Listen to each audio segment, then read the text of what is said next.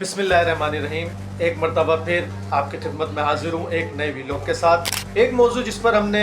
मेरा ख्याल है बात करनी चाहिए और जिस पर मैं बात करना चाहूँगा, सुप्रीम कोर्ट ने जो 14 जुलाई 2024 को जो पीटीआई की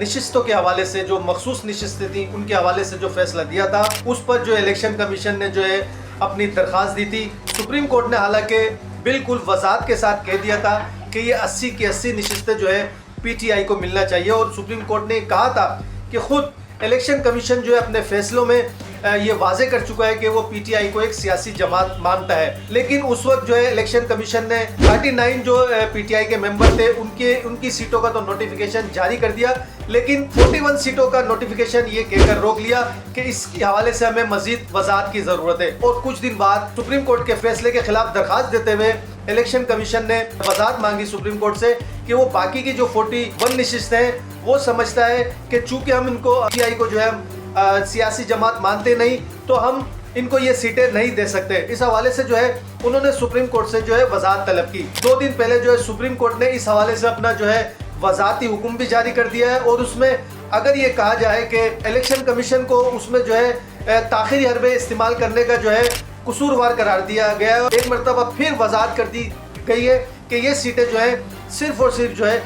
पीटीआई की हैं। इलेक्शन कमीशन की अगर हम इस रवैये के हिसाब से बात करें तो बज़ाहिर कई अरसे से हमें ये लग रहा है कि इलेक्शन कमीशन एक आज़ाद आईनी खुद मुख्तार इदारा नहीं है, बल्कि वो शायद पीटीए 1 और पीटीए 2 से जो तसलसल चलता आ रहा है और रिजीम चेंज के बाद जो सुप्रीम कोर्ट के फैसले थे उनसे ये साबित हो रहा है। और अब ये बात जो है रोज़े रोशन की तरह आया है कि सुप्रीम कोर्ट भी जो है एक पार्टी बन गया है। अपने मुख्तलिफ फैसलों में सुप्रीम कोर्ट भी ये ऑब्जर्वेशन दे चुकी है कि ऐसा लगता है कि इलेक्शन कमीशन खुद एक पार्टी, हालांकि उसका जो कंडक्ट होना चाहिए वो बिल्कुल जो है न्यूट्रल होना चाहिए, लेकिन ये पिछले रिजीम चेंज के बाद से जो इलेक्शन कमीशन का रवैया है वो ऐसा ही लगता है कि वो पीटीएम का एक इत्तेहादी है। तो सुप्रीम कोर्ट ने बिल आखिर जो मुल्क में एक जो कैफियत थी, कन्फ्यूजन था सियासी जमातों में भी और पूरे मुल्क में जो एक कन्फ्यूजन था, उसको बहरहाल सुप्रीम कोर्ट ने एक मरतबा फिर वजाहत के साथ इसको जो है दूर कर दिया है। और ये कह दिया गया है कि इस हवाले से इलेक्शन कमीशन ने जो भी दरख्वास्त दाखिल की उसका मकसद सिर्फ और सिर्फ जो है ताखिरी हरबे इस्तेमाल करना था। तो अब जो है ये जब वजाहत आ गई है तो अब ये कि पीर का दिन या मंगल का दिन सुप्रीम कोर्ट पर इलेक्शन कमीशन पर यह लाजिम है कि वो इस हवाले से जो बाकी जो पीटीआई की 41 नशिस्तें हैं उन पर जो है नोटिफिकेशन जारी करें। इस हवाले से अगर हम ये कहें कि एक मरतबा फिर जो है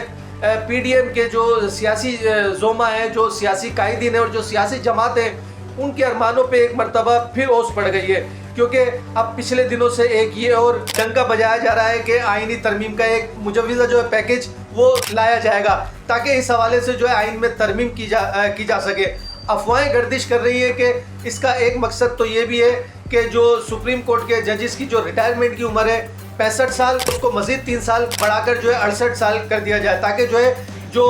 कहा जाता है मुबैना तौर पे कि हुकूमत चाहती है काजी फाइज ईसा साहब वो मजीद जो है 3 साल जो है इसी जो है नशिस्त पर जो है बराजमान रहे। तो ये जो आज सुप्रीम कोर्ट का फैसला है, ये 2 दिन पहले जो सुप्रीम कोर्ट का फैसला आया जिसमें उन्होंने इलेक्शन कमीशन की जो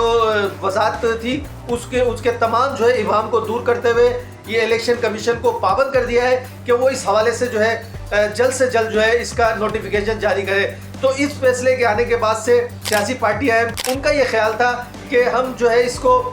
किसी तरह मैनेज कर लेंगे और इलेक्शन जो आईनी पैकेज के लिए 2/3 अक्सरियत चाहिए उसको जो है मैनेज कर लेंगे। इत्तलात ये भी है कि इस हवाले से जो 41 अरकान थे जिनका नोटिफिकेशन अभी तक जारी नहीं हुआ था, उनमें से 2-4 लोगों को जो है मैनेज करने में जो है पीडीएम की हुकूमत या जो ये हुकूमती जो जमातें हैं ये कामयाब हो चुकी थी, क्योंकि इत्तलात है कि 1-2 लोगों को जो है अगवा भी किया गया है और कई लोगों को जो है मुख्तलिफ़ किस्म के जो है लारे लप्पे दिए जा रहे हैं जिनमें उनको मुख्तलिफ़ किस्म के लाइसेंस रकमों का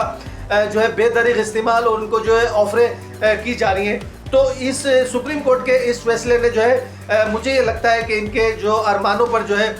ओस पड़ गई और हुकूमत जो है अब कोई नई स्ट्रेटजी पर जो है तैयारी करने जा रही है। इस हवाले से आईनी पैकेज जो होता है वो मुशावरत से और एक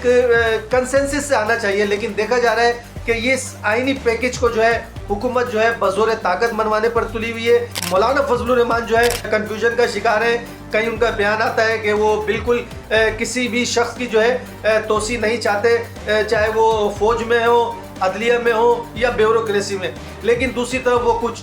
शराइत भी जो है इस हवाले से आयद करते हैं। इसी तरह अताउल्लाह मेंगल साहब है, उनका भी फैसला कहने को तो वो कह रहे हैं कि वो अपने लोगों को उन्होंने एक लेटर भी जारी कर दिया गया है कि वो किसी किस्म की वोटिंग में हिस्सा ना ले, लेकिन उसके बावजूद देखा जा रहा है कि उनकी तरफ से भी कुछ गुमगू की कैफियत है। तो इस हवाले से बड़ा ये इबहाम है। इस वक्त आईनी पैकेज का भी एक मामला है और सबसे बड़ी बात ये, जब आईनी पैकेज किसी भी, जो हमने देखा पिछली दफ़ा जो आईनी तरामीम हुई तो उसमें जो है बाकायदा बहस का आगाज़ किया जाता है, पार्लियामेंट में भी, मीडिया में भी और सोशल मीडिया में भी। लेकिन इस मरतबा ये देखा जा रहा है कि वो जो आईनी पैकेज है वो खुफिया लग रहा है, यानी अभी तक ना तो मीडिया को इस हवाले से जो है आगाह किया गया, ना पार्लियामेंट को आगाह किया गया और ना जो दीगर सियासी जमातें और स्टेक होल्डर हैं उनको भी अभी नहीं पता कि किस किस्म की जो आईनी तरामीम जो है इस हवाले से हुकूमत करने जा रही है। तो ये बहरहाल बड़ी कंफ्यूज जो है ना इस वक्त सूरत हाल है।